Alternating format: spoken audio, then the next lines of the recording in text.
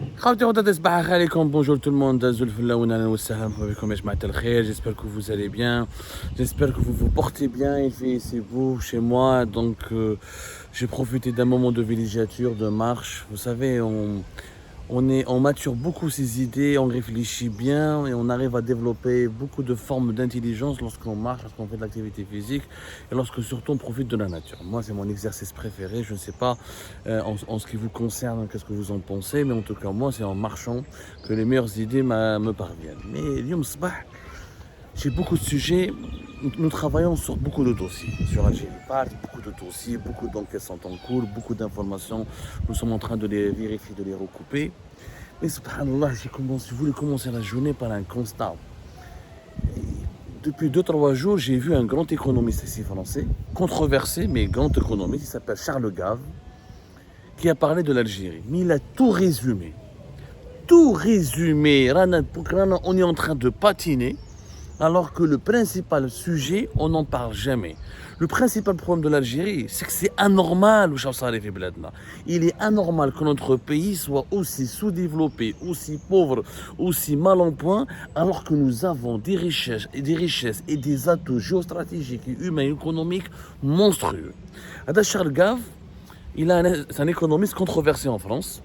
Parce qu'il est proche de l'extrême droite. Il aurait même soutenu Éric Zemmour. Et c'est quelqu'un de très critique contre l'Europe. Il n'était pas d'accord avec la monnaie européenne, l'euro. Il prévoit d'ailleurs sa chute. Il est très critique à l'égard de l'Union européenne, de son fonctionnement. Économiquement, c'est pas fiable. Et c'est quelqu'un il est né en Syrie, d'origine syrienne à Charles Gave. Il a 79 ans aujourd'hui. Il est critiqué pour ses positions libérales. Il est vraiment très libéral. Mais même ses critiques ou ses adversaires lui reconnaissent la justesse et la pertinence de ses analyses. Il est spécialisé dans le conseil financier. C'est un économiste qui conseille des clients fortunés et qui ont de l'argent, comment placer leur investissement, où placer leur argent, comment ils arrivent à gagner leur argent, à fructifier leur argent, ou là à gagner, ou là à fructifier, ou là à rentabiliser leur placement. Il a conseillé plus de 800 entités, entreprises, institutions à travers le monde durant sa carrière. Il a une société qu'il avait fondée à Londres où il essaie de travailler de temps en temps ici en France. C'est quelqu'un d'hyper connu et qui suscite beaucoup la polémique, mais c'est un économiste dont l'analyse et le discours, il est très instructif. On peut ne pas être d'accord avec lui sur tout, mais notamment depuis le début de la guerre en Ukraine, beaucoup de ses prévisions se sont avérées vraies. Et là, par exemple, il disait que c'est une connerie de penser que les Européens pourraient faire plier la Russie de Vladimir Poutine. Il avait prédit que Poutine gagnera économiquement. C'est le cas. La Russie ne s'est jamais effondrée économiquement, même si elle a perdu militairement du terrain.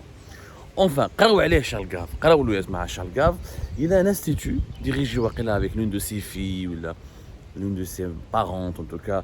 Ça s'appelle l'Institut des Libertés. Il fait souvent des vidéos et des émissions diffusées sur les réseaux sociaux où il décrypte la situation économique et les événements de l'actualité économique. On lui a posé une question sur l'Algérie. Subhanallah, Charles Gave, on lui a dit l'Algérie. Qu'est-ce qu'il a dit sur notre pays? Il a totalement raison et ça fait 3-4 jours que je réfléchis. Je me dis, mais ce monsieur a tout compris à notre pays. Il leur a dit, c'est simple, c'est pas la peine de s'intéresser à l'Algérie, entrer dans les détails, son régime fiscal, le taux de change. C'est simple.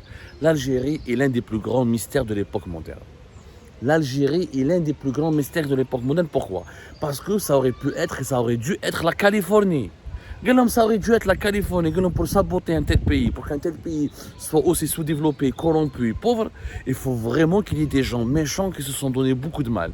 Parce qu'avec toutes les richesses et tous les atouts que nous avons, c'est exceptionnel que notre pays ne soit pas développé. Même c'est pas normal, c'est un mystère. Avec du gaz, avec une population humaine jeune et diversifiée, avec une position géographique stratégique, avec d'autres richesses minières, avec un climat, une météo, climat favorable au développement des énergies renouvelables. L'Algérie a tout pour être un pays développé. C'est pas la peine de faire une expertise ou de faire des rapports. Toutes les stratégies de développement peuvent être expérimentées en Algérie, elles peuvent réussir. Tu veux développer les énergies, tu veux fonder une économie sur les énergies renouvelables, il y a des possibilités. Tu veux fonder une économie basée sur la connaissance, avec une jeunesse, un pays très jeune, une société très jeune et une jeunesse talentueuse que tu peux juste former. Tu veux développer l'industrie, avec de l'énergie, avec le gaz, avec le pétrole. Tu as tout pour développer une énergie avec un coût très faible. Tu veux développer de l'agriculture, tu as le pays le plus vaste du territoire du continent africain. Tu veux faire des exportations, tu as une demi-heure des côtes européennes. Tout ce que tu peux faire, tu vas réussir. Et en Algérie, il faut juste travailler. Il faut juste choisir que faire. Mais tout, tu peux tout réussir. Et là, Charles Gave, il leur a dit, c'est un mystère. C'est un mystère qui s'explique par la mauvaise gouvernance et la corruption. Et c'est l'un des plus grands mystères de l'époque moderne. Aucun économiste rationnel, intelligent, compétent ne peut expliquer ou la décrypter. Et pour parler de l'Algérie, il a donné un exemple. C'est l'exemple qui est pertinent. Franchement, l'intervention de Charles Gave sur l'Algérie. Il leur a dit, moi j'ai connu un milliardaire américain qui est d'origine juive, c'est un juif d'Ukraine. Et beaucoup de juifs ukrainiens, comme des juifs de l'Union soviétique à l'époque, ont émigré pour aller aux États-Unis d'Amérique. Il est venu faucher dans les années 30 et il a travaillé beaucoup. Il est devenu l'un des plus grands propriétaires immobiliers de New York. C'est l'un des plus grands promoteurs immobiliers de New York. Il est américain mais d'origine ukrainienne juive. Charles Gave lui a posé la question, il lui a dit, mais voilà, l'Ukraine, lorsqu'elle va se libérer, tout ça, ou c'était après 2014, parce que la guerre en Ukraine, la crise en Ukraine a commencé en 2014. Après 2014, la guerre, etc., et les divisions entre Ukrainiens et Russes, Charles Gave lui a posé la question. Il lui a dit, maintenant, l'Ukraine a besoin de ses enfants. Pourquoi tu ne retournes pas investir et tu mets une partie de ta fortune pour contribuer au développement de ton pays d'origine? Qu'est-ce que lui répond Adel, l'homme d'affaires, le promoteur immobilier américain d'origine ukrainienne? Il lui dit, écoute, ce n'est jamais intéressant d'aller dans un pays où tu investis pour ouvrir un bar. Ensuite, quelques jours ou quelques semaines après, deux gars viennent te voir et te disent, c'est bon, le bar n'est plus à toi. C'est bon, le bar n'est plus à toi, il est à nous. Et si tu parles, tu réagis ou tu veux te défendre, eh ben, tu as des enfants, tu as une famille. C'est dommage et c'est vraiment dommage et c'est vraiment triste que tes enfants vont grandir sans leur père ou là sans toi, ou là vont grandir sans leur père ou là sans leurs parents. Juste parce qu'il y a deux gars qui ne veulent pas que tu gardes ton bar, parce que ton bar marche très bien et c'est eux qui se sont appropriés ton bar. Charles Gave a dit cette métaphore s'applique parfaitement sur l'Algérie. Vous avez des dirigeants qu'ils ne veulent pas de la réussite individuelle ni de la réussite collective. Toute personne qui réussit, elle est racketée, elle est menacée, elle est intimidée et sa fortune ou ses biens sont ensuite volés. C'est exactement ce qui se passe dans notre pays, subhanallah. Rabrab. Il a soutenu juste, on n'est pas tous d'accord avec Saad Rabrab. Je suis très critique, parmi ses plus grands critiques, parmi ses plus grands détracteurs. Tout n'est pas mis à l'essuie que chez Rabrab. Mais il a créé un empire, il a créé des entreprises, il a créé des emplois. Il a triché quelque part, mais il a créé de la richesse. Qu'on le veuille ou non. Il a créé de la richesse. Il aurait peut-être fait mieux.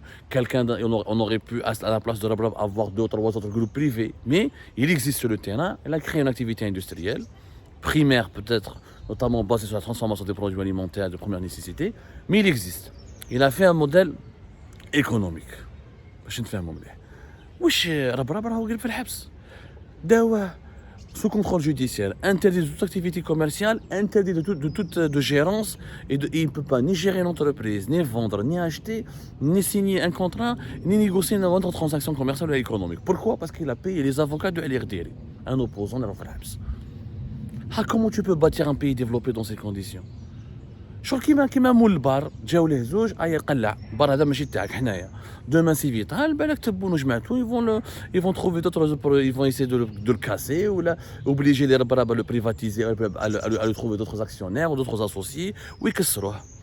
C'est l'exemple d'un pays qui souffre d'une gestion mafieuse. Un pays qui a beau avoir tous les trésors du monde, si tu es mal géré, si tu as des dirigeants qui se comportent comme une mafia, tu ne peux jamais te développer. Et Rabrab n'est pas le seul, parce que c'est juste la face visible. Quelque part, les oligarques à l'époque de Bouteflika donnent la même chose. Parce qu'ils ont soutenu Abdelaziz Bouteflika, mais ils ont créé des richesses. Ils ont créé des emplois, ils ont fait des usines, ils ont développé des projets.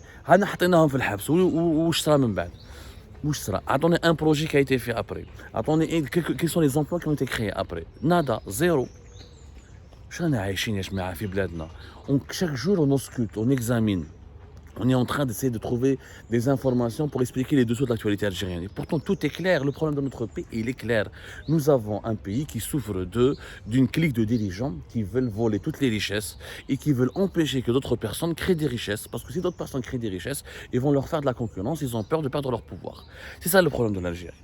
Et ce problème qui existait depuis l'indépendance, il s'est aggravé depuis avec le système Tebboune, parce que le système Tebboune est encore plus envieux, encore plus brutal, encore plus violent. Il ne veut absolument rien partager. Il veut que tout le pays soit sous son emprise et toute personne qui se distingue, ou qui crée des richesses, ou qui peut aspirer à avoir des ambitions, eh ben, il devient dangereux, cette personne devient dangereuse pour ce système.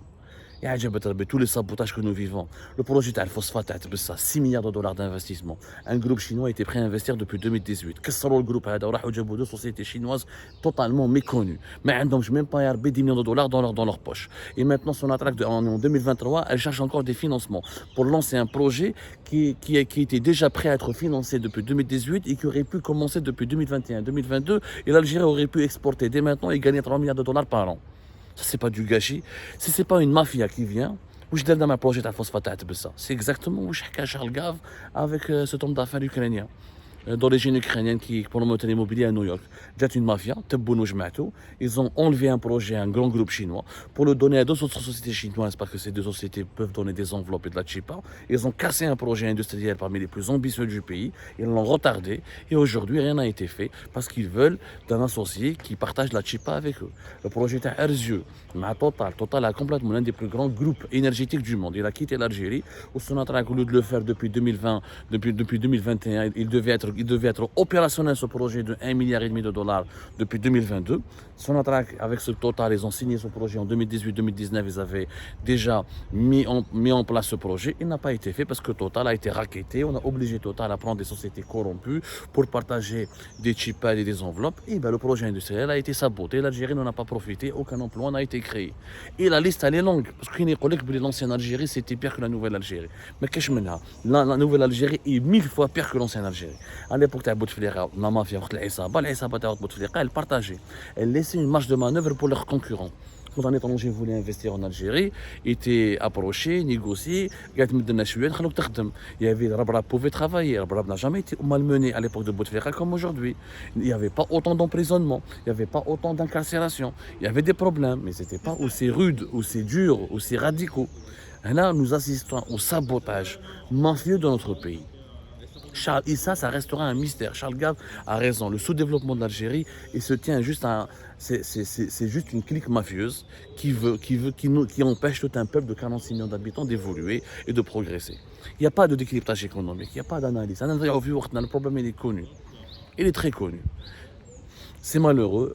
Franchement, allez voir Charles Gave ce qu'il a dit sur l'Algérie. C'est vrai, il a totalement raison. Ça restera, notre pays restera l'un des plus grands mystères de l'époque moderne. L'un des plus grands mystères de l'époque moderne.